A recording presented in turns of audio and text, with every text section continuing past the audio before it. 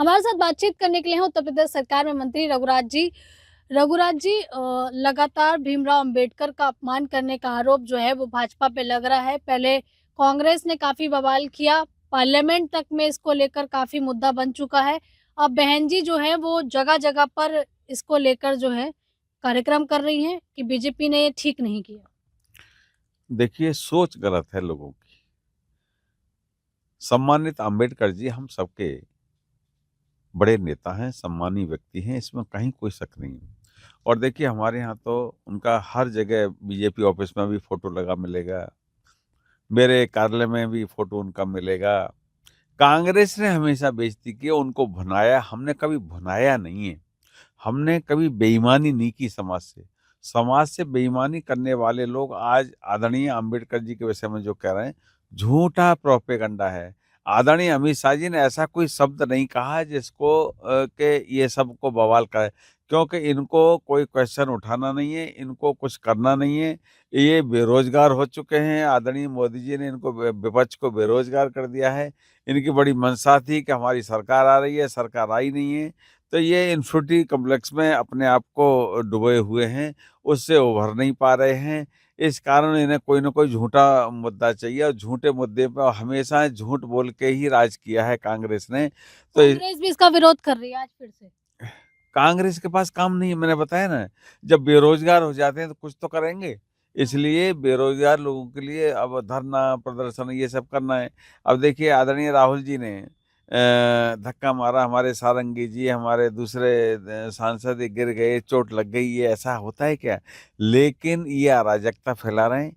इनको तो सही में ऐसे लोगों को तो बताना चाहता हूँ कि जेल के शिक्षुम होना चाहिए।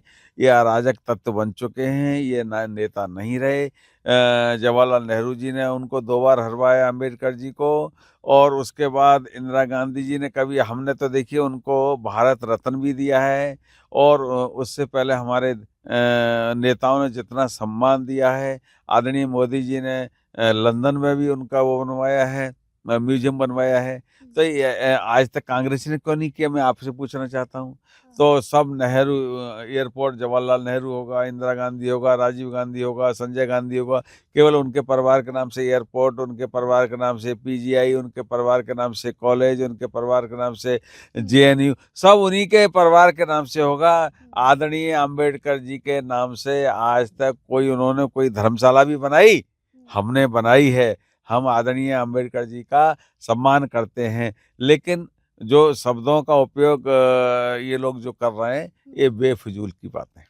वहीं अखिलेश यादव का भी एक ट्वीट आया है जिसमें उन्होंने कहा है कि जो भाजपा सरकार है वो डबल इंजन की नहीं डबल ब्लंडर की सरकार है। देखिए, अखिलेश यादव के पास तो कोई काम बचा नहीं है। अब वो 9 सीट में से 7 हम लोग जीत गए बाई इलेक्शन में। तो अब क्या कहें, क्या करें? क्या हमारा पक्ष लें वो? विपक्षी आदमी रह के हमारा पक्ष नहीं ले सकते। इसलिए उन्हें कांग्रेस के उनसे पूछिए, उनके पिताजी को इमरजेंसी में इंदिरा गांधी ने जेल भेजा कि नहीं? वो जब पैदा भी नहीं हुए थे, उनके पिताजी 27 महीने जेल में रहे और कैसे बेड़ियों से जकड़ा था। पूछिए अपने पिताजी, जब वो ही दिन भूल गए और कांग्रेस के पक्ष में आज वह मुखालफत कर रहे हैं हमारी, तो इसलिए उनके पास कोई काम-धाम है नहीं और वो तो सोने की चम्मच लेके पैदा हुए हैं।